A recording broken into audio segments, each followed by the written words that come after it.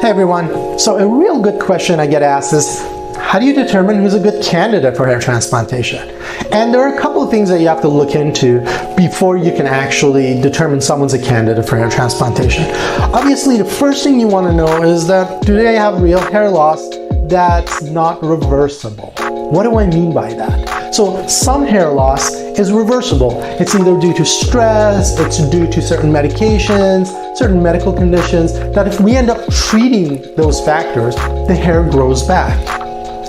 The second factor would be, where are they in their hair loss journey? And what do I mean by that? So if someone's rapidly losing hair, they're losing a lot of hair over a short period of time, we kind of need to stop that hair loss before we can transplant it.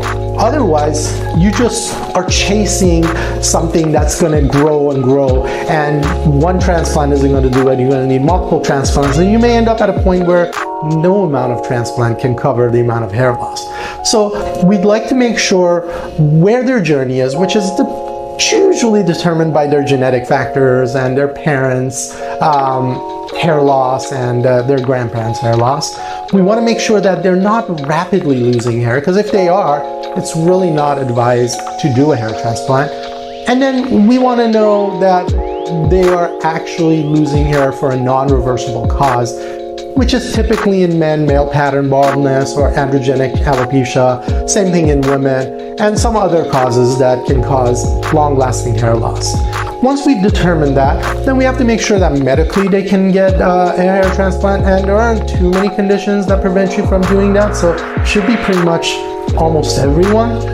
And we want to make sure that they have the time to recover, because that's really important. If you don't have time to recover, you don't have time to care for your transplanted hairs, which can typically take about 10 days, you want to wait until you actually do the hair transplant. Otherwise, you may do the transplant and not get the results you want. So those are the few factors that I look at to see if someone's actually a candidate for hair transplant.